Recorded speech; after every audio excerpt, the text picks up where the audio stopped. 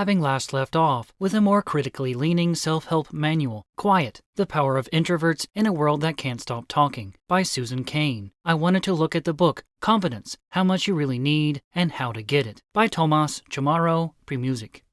Not too dissimilar from how Cain addresses the extrovert ideal, or how society has overvalued extroversion to the point of demonizing introversion, Tomas tackles the cultural obsession with competence, how we overvalue it to the point of ignoring the significance of competence. Whereas other self-help books favorably address such American cultural commandments as just be positive, just love yourself, just smile, or just be happy. Because, of course, happiness is just a matter of choice, Tomas takes on the equally important American cultural commandment, just be confident, from a critical perspective. And I am intentionally using the author's first name here to avoid repeating his hyphenated last name. Introducing his general perspective on the confidence-competence problem in America, Tomas writes, although society places a great deal of importance on being confident, there are no genuine benefits except feeling good. In fact, lower confidence is key to gaining competence, which is the only effective strategy for gaining genuine confidence that is warranted by one's actual competence. Confidence is feeling able, and competence is being able. But how are the two related? Too many people ignore this question and simply assume that higher confidence is advantageous per se. Although this assumption is unfounded, it has nonetheless encouraged a mindless and often self-destructive quest for higher confidence. Indeed, in much of the Western world, particularly the United States, the assumption is that more confidence is always better.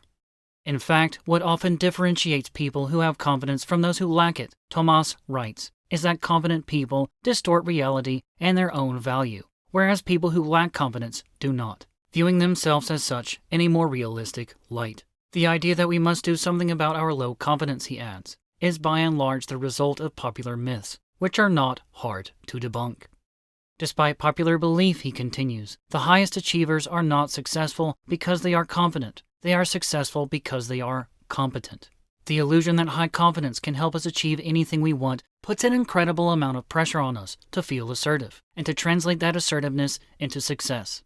The high confidence premium is such that people are prepared to do just about anything to attain and maintain extreme positive self-views, equating feeling great with being great. The result is a society that mistakes self-importance for importance and self-admiration for admiration, driving more and more people to be obsessed only with themselves.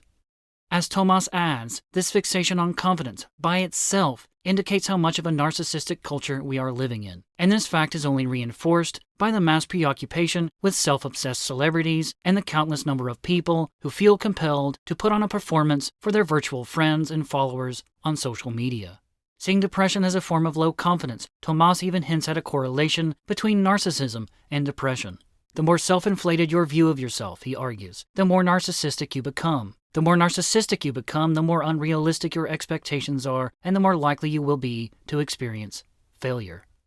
Here Tomas offers an analogy, comparing our desire for confidence to the desire for drinking a Coke. Under the heading, Wanting versus Needing Confidence and Coke, he writes, have you ever craved an ice-cold bottle of Coke?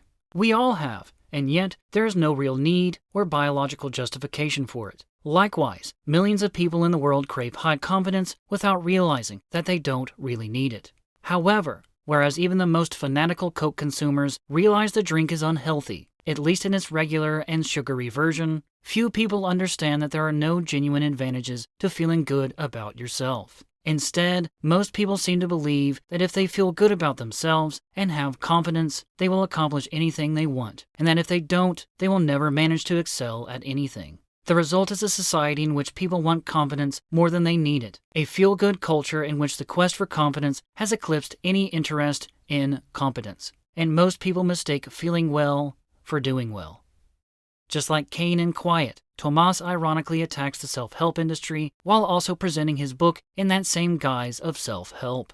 To be sure, competence is about how you can use low competence to your advantage to gain competence, and to a lesser extent about how you can gain what little bit of confidence you might need on that same path to competence. This is at least the starting point before Tomas takes on a darker, albeit not so unusual approach to self-improvement.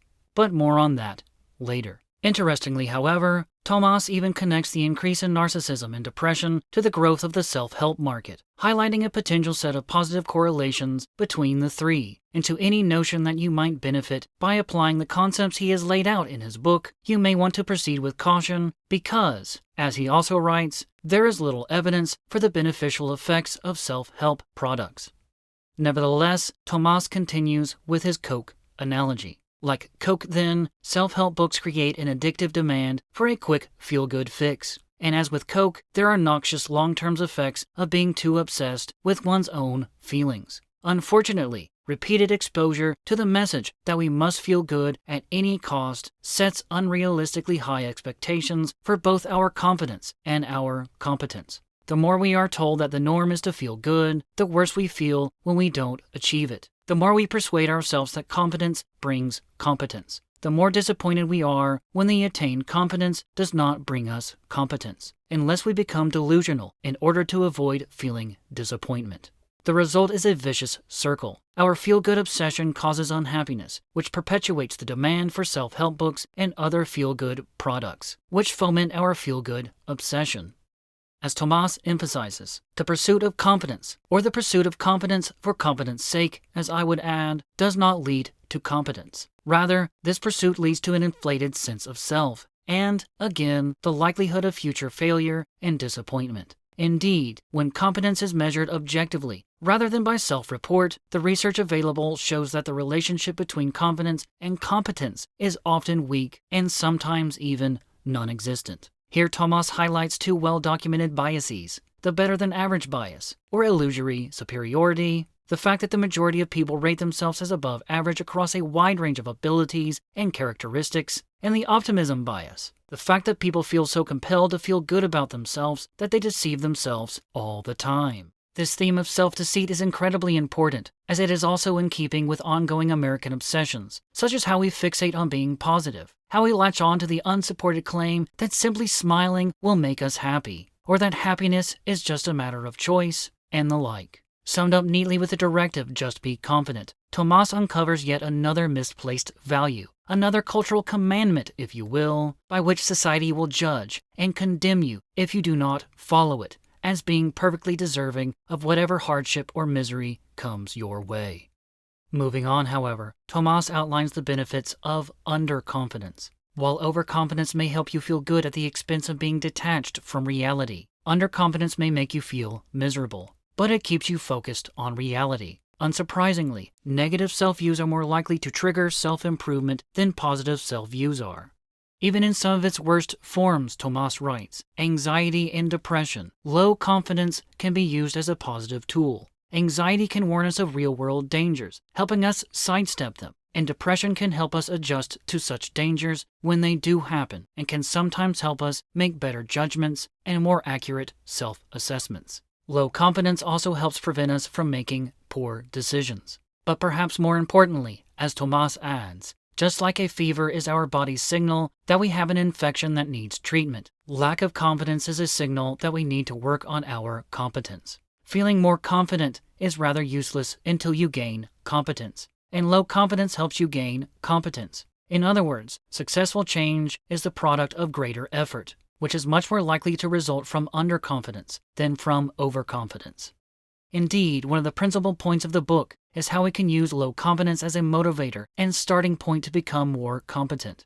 Although it has its shortcomings, Tomas's analysis in the first chapter to chapter and a half of his work follows a deeply important line of thought. It suggests the need to closely examine and learn from our negative emotions and cognitions, even if they take on the form of extreme anxiety or deep depression. They may provide signals that we should not rush to cut off, reaching constantly, as we most certainly do, for that proverbial Coke, so we can feel great.